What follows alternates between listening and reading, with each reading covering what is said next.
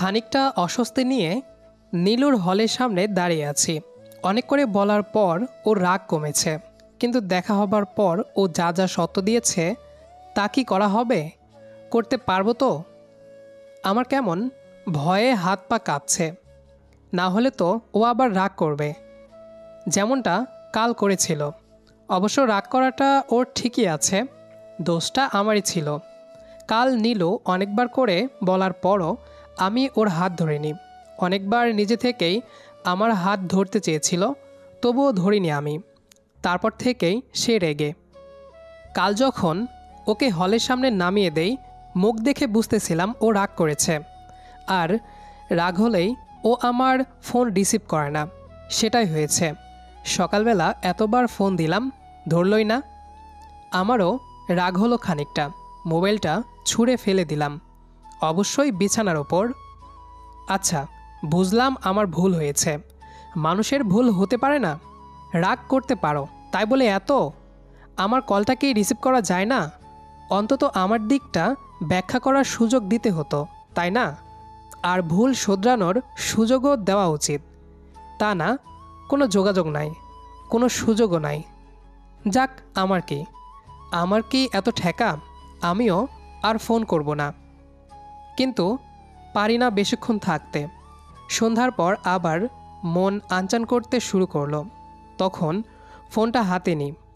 আমি জানি যে নীলুকে ফোন করলে ও জীবনেও কল রিসিভ করবে না, তাই ওর খোঁজ নিতে নীলুর বান্ধবীকে ফোন দেই। নীলুর রুমেই থাকে ও। প্রথমবারে নীলুর বান্ধবীও কল রিসিভ করলো না। কয়েকবার কল করার পর সে রিসিভ করে। কি অবস্থা? আজকাল তো ফোন করে পাওয়াই যায় না। অভি ভাই, নীলুর সাথে ঝগড়া হয়েছে? নীলুর বান্ধবীর কথায় একটু বোকা বনে গেলাম। যদিও ও জানে যে আমাদের ঝগড়া না হলে আমি ওকে ফোন করি না, তাও একটু কেমন কেমন লাগলো ওর কথায়। তাই আমি বললাম, কেন? আমি তোমাকে এমনি ফোন দিতে পারি না? তোমার খোঁজ খবর নিতে কল করেছি। আমি তোমার বান্ধবীকে আর ফোন দেব না। দেখেন, যা পারবেন না তা বলবেন না। আমাকে এখন কি করতে হবে তা বলেন। কথা সত্যি, ওকে ফোন না দিয়ে আমি থাকতে পারবো না। ওর সাথে কথা না হলে আমার ভালো লাগে না। খানিকক্ষণ চুপ থেকে বললাম, কোথায় সে? শুয়ে আছে, ওর শরীর খারাপ। শরীর খারাপ মানে? কি হয়েছে? আমাকে আগে ফোন করে জানালে না কেন? কি আর বলবো বলেন, কাল রাত থেকে নীলুর জ্বর। এখন কি অবস্থা? ডাক্তার দেখিয়েছো? কেমন আছে এখন নীলু? না, ও কিছু করতে দিচ্ছে না, কোনো কথাই শুনতে চাচ্ছে না। বলছে আমি কষ্ট পেলে কার কি? আমাকে কেউ ভালোবাসে না, আমি কারো কথা কেন শুনবো? আমার কথা কেউ শুনে না। আমি অনেক জোরাজুরি করলাম, শোনেনি। আমি কি বলবো? আমার ওপর ও রাগ করে এমনটা করছে। এমনটা করার কোনো মানে আছে? অসুস্থ হলে একটা মানুষ ওষুধ খাবে না, ডাক্তারের কাছে যাবে না? আর নাকি কেউ ভালোবাসে না? তো আমি কি করি? ভালোবাসি না? এসবই ভেবে যাচ্ছি। তখনই নীলুর বান্ধবী আবার বলল, আচ্ছা ভাইয়া, কাল আপনি ওর হাত ধরেননি কেন? নীলু খুব রাগ করেছে। এত করে বলার পরেও কেন ধরলেন না? হাতটা ধরলেই তো হয়ে যেত, এত কিছু হতো না। এত সামান্য কথায় কেউ রাগ করে? এসব ভেবে আমি কি উত্তর দেব বুঝতে পারলাম না। কিন্তু নীলুর বান্ধবীকে আমি কিভাবে কি বোঝাবো তা বুঝতে পারছি না। আমি আমতা আমতা করে বললাম, আসলে। নীলুর বান্ধবী বলল, দাঁড়ান দাঁড়ান, আমাকে বোঝাতে বা জানাতে হবে না। আমার কাছে ব্যাখ্যা দিয়ে লাভ নাই, যাকে দেওয়ার দরকার তাকে দিবেন। আমি বললাম, কিন্তু তোমার বান্ধবী তো ফোনই ধরছে না, কিভাবে কি বলবো আমি? তুমিই বলো প্লিজ, ওর কাছে একটু ফোনটা নিয়ে যাও না। আচ্ছা ধরেন, দেখছি। ওর কাছে ফোন নিয়ে যায়। আমি ওর কথায় সম্মতি জানালাম। আমি চুপচাপ লাইনে বসে থাকলাম। একটু পর নীলুর কণ্ঠস্বর শুনতে পেলাম। ও ওর বান্ধবীকে বলছে, কি হয়েছে? ফোন এনেছিস কেন? কে ফোন করেছে? অভি? হ্যাঁ, কথা বল, তোর সাথে কথা বলতে চাচ্ছে। ওকে বল, আমি ওর সাথে কথা বলবো না। ফোন করেছে কেন? কথা বলতে চাইলে তো আমিই ফোন রিসিভ করতাম, তোকে আবার কল করেছে কেন? আমি পারবো না, তুই বল। আমি ফোন রেখে গেলাম, যা বলার তুই বল, এসবের মধ্যে আমি নেই। তারপর ওর বান্ধবী ফোন রেখে দিয়ে চলে গেল। বুঝতে পারলাম তার 2 থেকে 3 মিনিট কোনো সারা শব্দ নাই। অনেকটা সময় অপেক্ষা করলাম, তবুও নীলু কথা বলল না। আমি একটু পর বললাম, নীলু আছো? কোনো সাড়া নাই। চুপচাপ করে বসে আছি আর ওর কথা ভাবছি। আরও মিনিট খানেক পরে মহারানীর সাড়া পাওয়া গেল। বলে কল করেছো কেন? অসুস্থ হলে কিভাবে? ডাক্তারের কাছে যাচ্ছ না কেন? ঔষধ খাচ্ছ না কেন? এভাবে চললে হবে?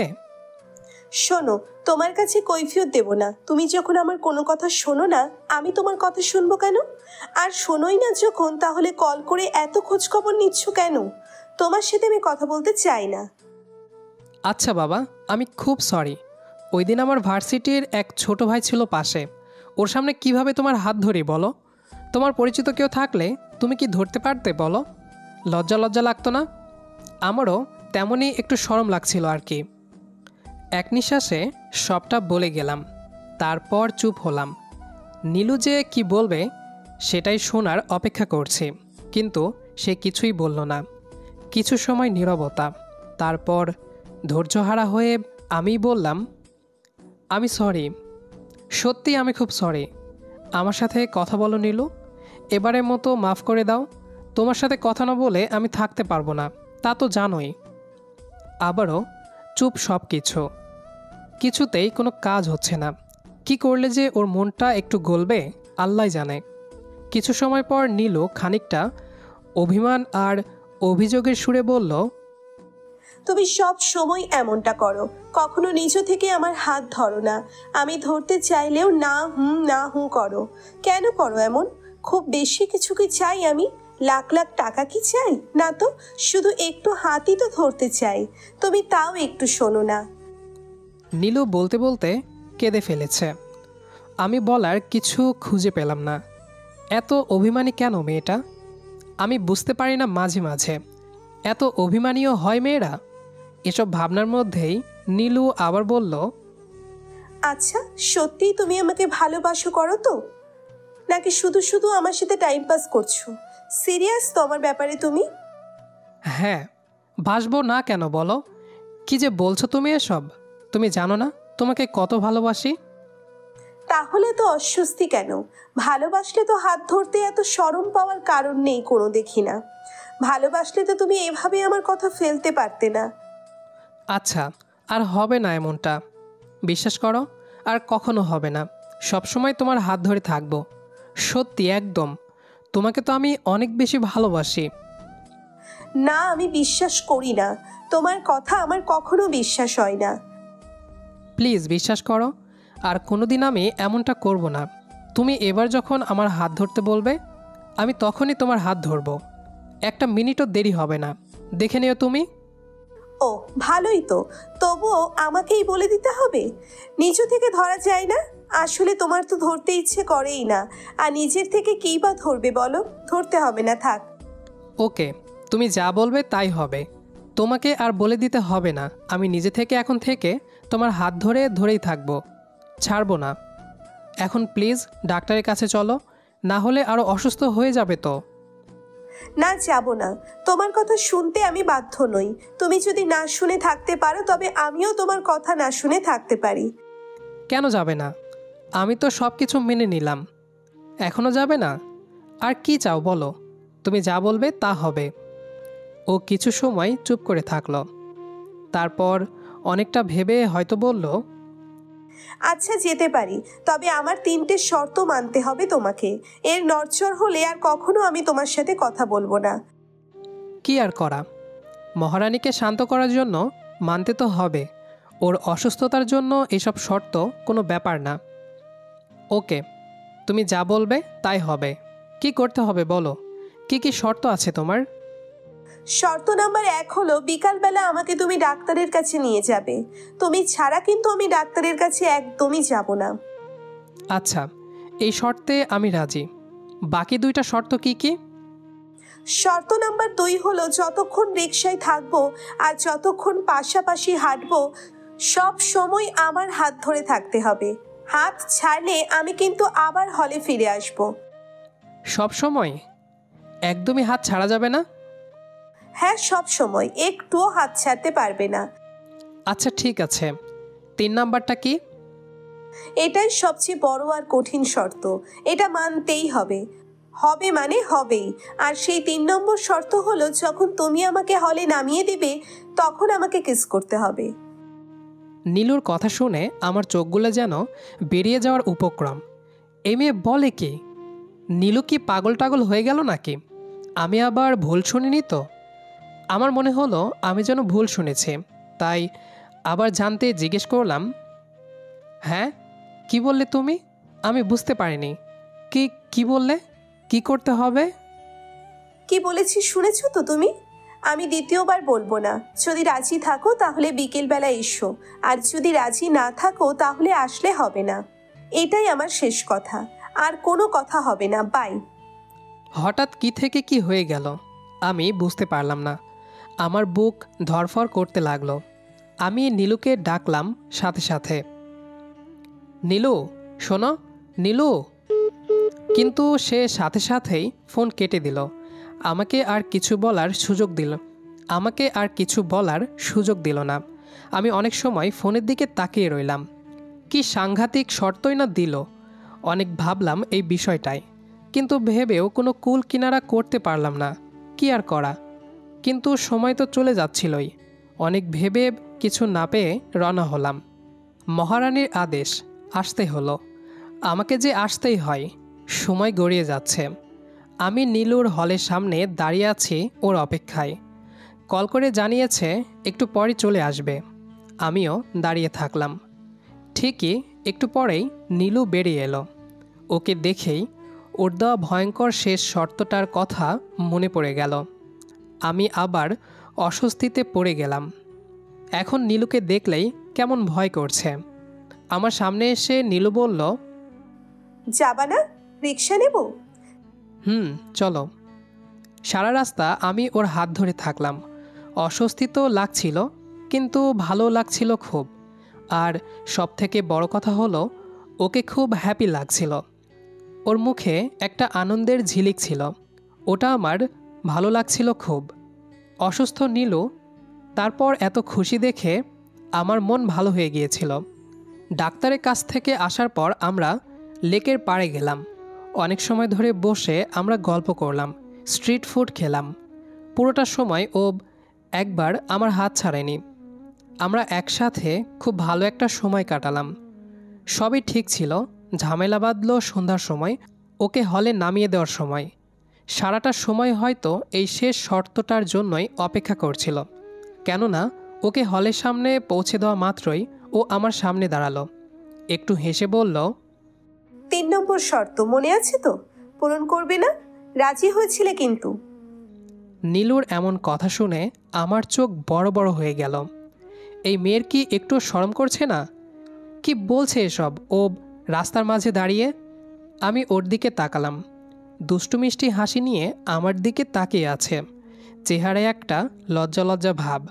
আমি ভয়ে ভয়ে আস্তে করে বললাম, নীলু, চারিদিকে এত মানুষজন রয়েছে, তোমার কি একটুও মুখে বাজছে না? পরে যখন একা থাকব তখন তোমায় চুমু দেব, ঠিক আছে? আজকে নয়। নীলু আগের মতো অভয় ভঙ্গিতে দাঁড়িয়ে আছে। কত সহজভাবে বলল এসব কথা। নীলু আবারও ও একইভাবে বলল, আমি কোনো কথা শুনবো না। যদি তুমি এখন চলে যাও আমি সারা রাত এখানে দাঁড়িয়ে থাকবো।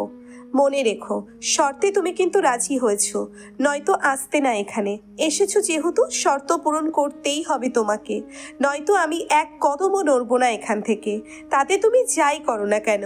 আর চলে গেলে আর কখনো আমি তোমার সাথে কথা বলবো না। আমার ভয় হলো ও সত্যি এমনটা করবে। আমি জানি ও এমনটাই করবে, কিন্তু এটা তো কোনো নির্জন জায়গা নয়, রাস্তা ভর্তি মানুষ।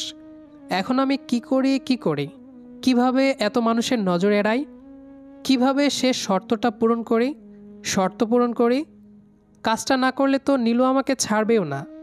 আজকে আমার খবর আছে। ভাবছি কোনোভাবে ফন্দি করে আজকের মতো ব্যাপারটাকে ধামাচাপা দেওয়া যায় নাকি। আমি কি করব ভাবছি, কিভাবে কিস করব ভাবছি। ঠিক এমন সময় কারেন্ট চলে গেল। চারিদিকে গাঢ় অন্ধকার ছেয়ে গেল মুহূর্তের মধ্যে। আমার বুক ধক করে উঠল। একটা সুযোগ বোধহয় তৈরি হলো, কিন্তু আমার যে ভয়ে বুক কাঁপছে খুব। কি করব আমি?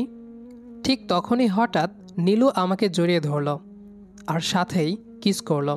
আমি যেন একটা হাই ভোল্টেজের কারেন্টের শক খেলাম। একবার তো মনে হচ্ছিল আমি তখনই হয়তো অজ্ঞান হয়ে যাব, কিন্তু আল্লাহর রহমতে অজ্ঞান হয়নি। একদম নতুন একটা অনুভূতি তৈরি হয়েছিল আমার মধ্যে। সেই অনুভূতি লিখে প্রকাশ করা সম্ভব নয়। কতক্ষণ ওইরকমভাবে ছিলাম জানি না। মনে হচ্ছিল যেন সময় একেবারে থেমে গেছে, আমি হয়তো মহাকাশে উঠে গেছি। কিছু সময় পর ও যখন আমাকে ছেড়ে গেল, তখন আলো জ্বলতে শুরু করেছে। আমাকে ছেড়ে দিয়ে নীলু নিচের দিকে তাকিয়ে চুপ করে দাঁড়িয়ে রইল অনেকক্ষণ। তারপর আস্তে আস্তে ছোট ছোট পা ফেলে নীলু ওর হলের গেটের কাছে চলে গেল। গেটের কাছে গিয়ে ভেতরে ঢোকার আগে ও আবার ফিরে চাইল। আমি তখনও দাঁড়িয়ে একদম স্তব্ধ হয়ে গিয়েছি যেন। বিস্ময় ভাবটা তখনও কাটেনি। বোকার মতো তাকিয়েই রয়েছি। আমার এমন বেহাল অবস্থা দেখে নীলু অনেক মজা পেল হয়তো। পিছন ফিরে আমাকে এই অবস্থায় দেখে নীলু হাসল। তারপর চুপ করে গেট দিয়ে ভেতরে চলে গেল। গল্পটি এ পর্যন্তই। আমাদের আজকের গল্পটি আপনাদের কাছে কেমন লেগেছে সেটি অবশ্যই কমেন্ট করে জানাবেন। দেখা হবে আবারও নতুন কোনো গল্প নিয়ে। সে পর্যন্ত আমাদের সাথেই থাকবেন। আর পুরো গল্পটি শেষ পর্যন্ত শোনার জন্য সবাইকে অসংখ্য ধন্যবাদ।